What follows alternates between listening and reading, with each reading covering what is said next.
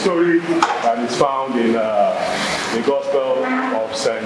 John, and it's called the adulterous woman. We have adapted it to our Nigerian contemporary time, because the story of adultery is one that transcends from time immemorial up till now. A lot of people still go through the institution of marriage.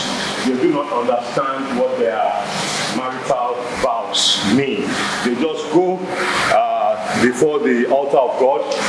I, Judith Aswaga, thank you, John Benedict, as my lovely wedded husband, to love and to hold to cherish. And the next 1 month, they are sleeping with another person. You know, Elijah brought that fire. But my wife said we should pray through Moses. You know, Moses was very patient, but he did so many things. And we argued and argued and argued and argued. Who do we pray through? Is it Elijah? Is it Moses? Is it John? Rabbi, who do we pray through? Lead us not into temptation, but deliver us from every evil. Evil, eh? This is evil, oh. We have caught evil. Rabbi, you know that the law says that anybody that we catch doing adultery should be what? Stoned to death. Me, Ofunju, and Elemungba, we have been monitoring this woman.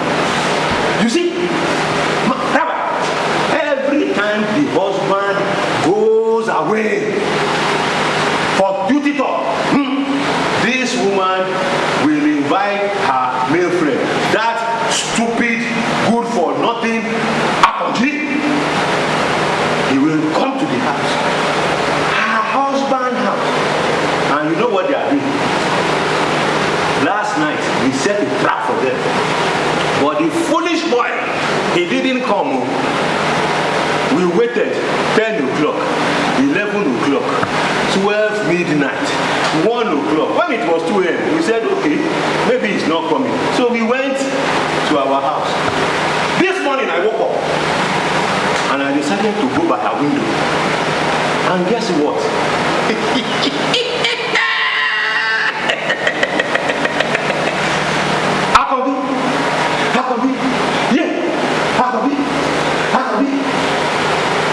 I thought I didn't hear well. So I went to carry stool so that I could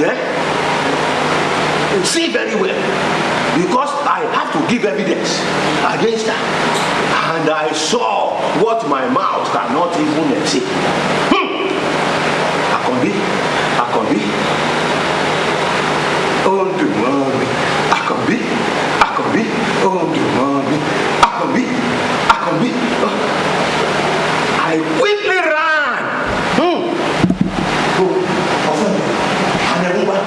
And told them, they should come quickly. We busted into their house. But before we could catch that foolish boy, he jumped through the window. But this one, Rabbi, we caught her red-handed. What do you say, Rabbi? Can we stone her to death now? Because the law is very clear. Anyone caught must be stoned to death.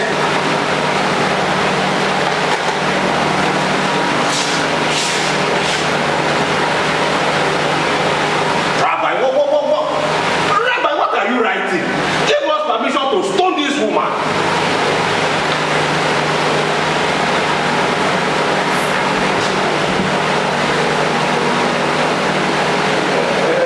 Anyone who has not seen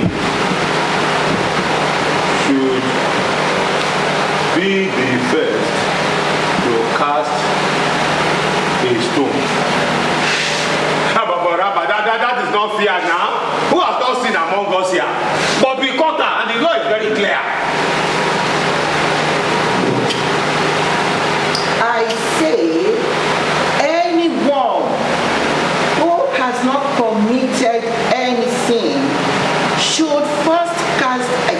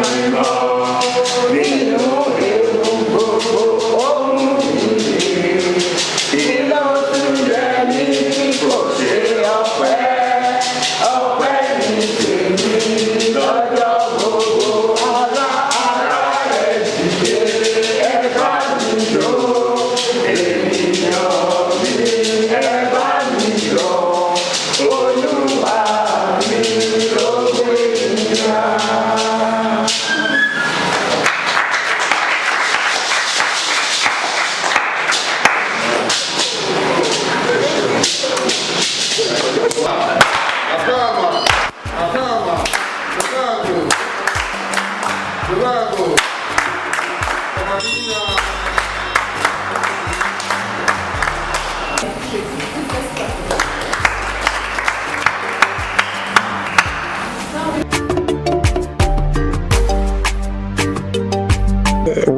this morning we presented our little drama skit which we were given to perform, and it was on the adulterous woman found in St. John's Gospel.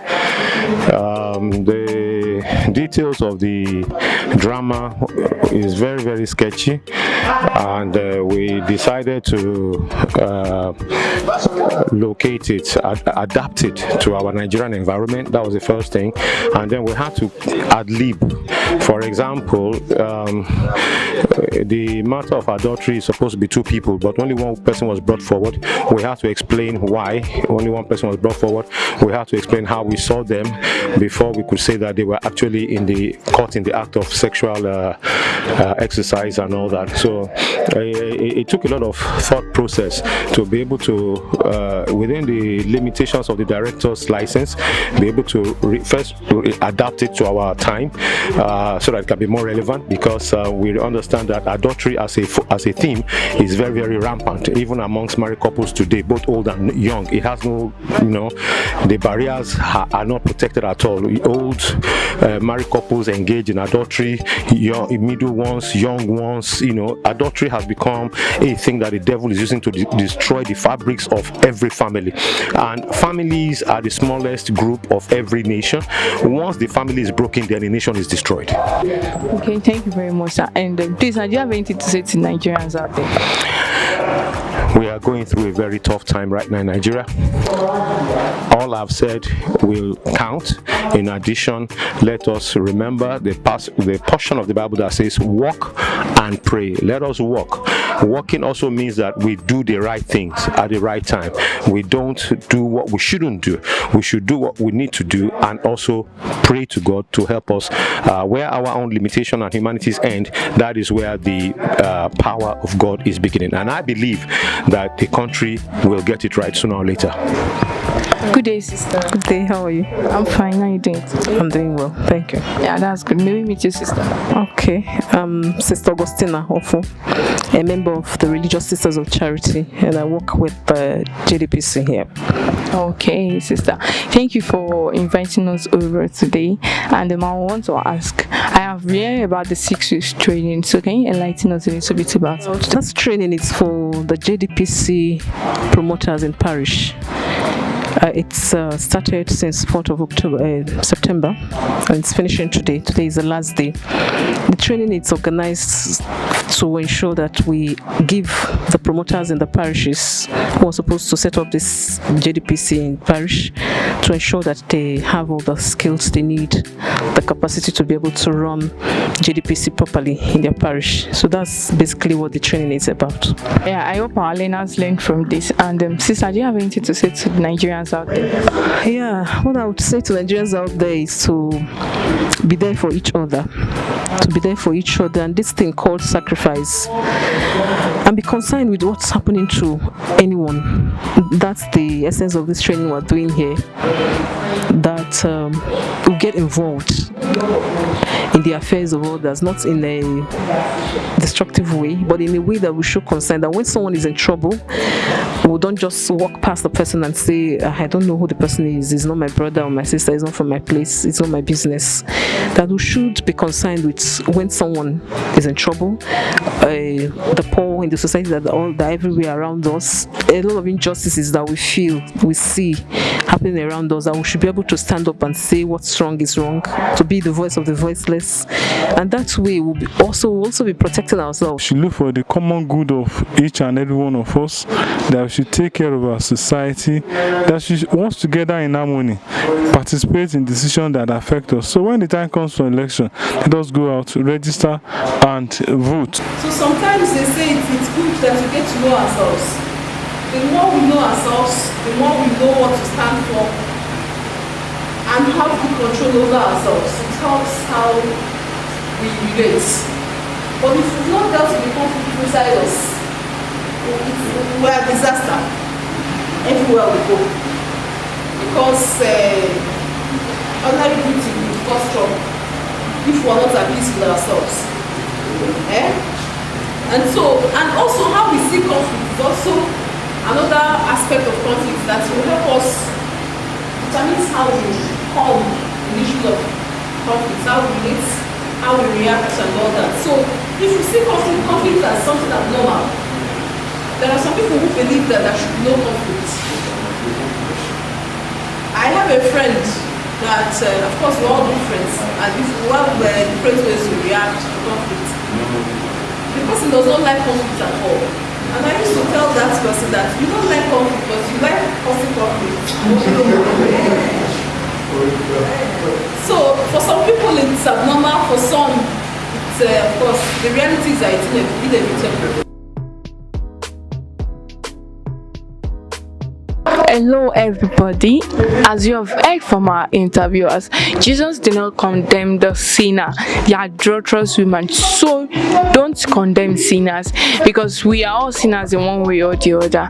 We sin against God and God is forgiving us. So don't condemn somebody else, and then let's be our brother's keeper in all we do. Let's look out for each other, because if we don't look out for each other, this Nigeria no go stay. And I'm sure nobody wants Nigeria to fall.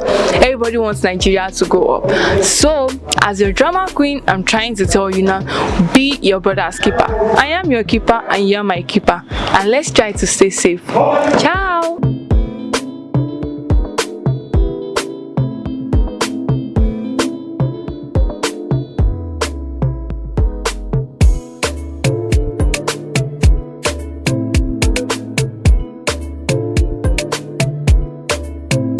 Someone behind the camera is making me to do this intro, and still I'm not still gonna do this intro whether I like it or not. Ciao.